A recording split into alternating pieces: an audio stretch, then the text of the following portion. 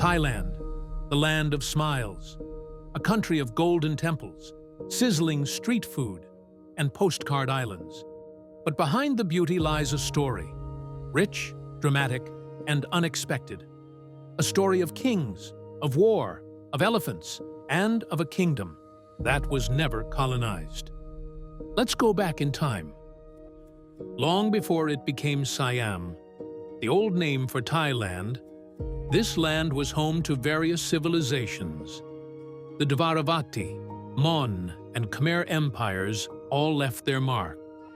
You can still see their fingerprints in the ancient ruins of Lopburi or the Khmer-style temples in the northeast. But the heart of Thailand began beating with the rise of the Sukhothai kingdom in the 13th century. It was here, under King Ramkhamhaeng, that the Thai script was born, the same script still used today. Legend says he wasn't just a warrior, but a poet. They say he carved the first Thai inscription himself.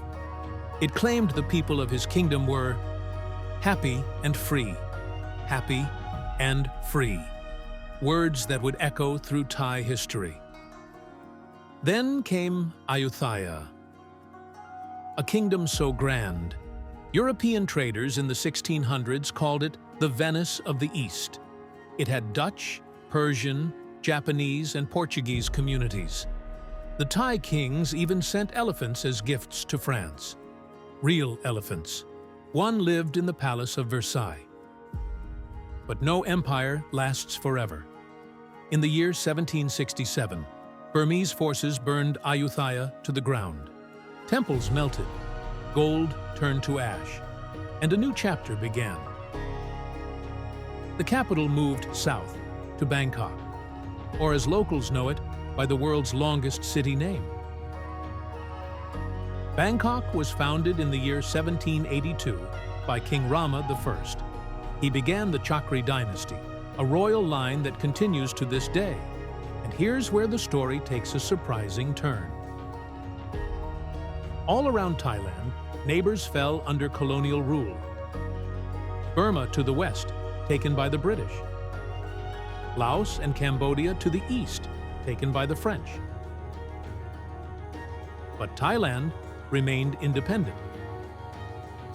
Two kings were at the center of this diplomatic balancing act, King Mongkut and his son, King Chulalongkorn.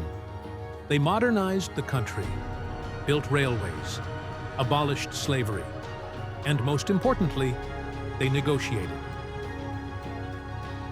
There's a famous story about King Mongkut. In the 1850s, he invited Western envoys to a royal banquet. He served them European food, spoke fluent English, and stunned them with his knowledge of astronomy. The message was clear: we are not a people you can colonize. This era inspired the Broadway musical The King and I. But in Thailand, it's banned. The king must never be portrayed as foolish. In the year 1932, Thailand became a constitutional monarchy, without war, without chaos. A few years later, it changed its name from Siam to Thailand, the land of the free. Since then, the country has seen it all. Booms, busts, military coups, democratic surges, and through it all, one figure stood as a national icon, King Bhumibol Adulyadej, Rama IX. He reigned for over 70 years and was loved deeply by the people. There's a story that one day his motorcade stopped at the side of a road. A car had broken down. The king himself got out, rolled up his sleeves, and helped fix the engine, covered in grease, smiling. He wasn't just a figurehead. He was an engineer, a musician, a pilot, a problem solver, and to many, a father of the nation. Today, Thailand is a land of contrasts, ancient temples and neon malls, tuk-tuks and Teslas, street monks and rooftop DJs. History lives here, in the language, in the way people greet each other, in the ruins, in the rhythm of everyday life.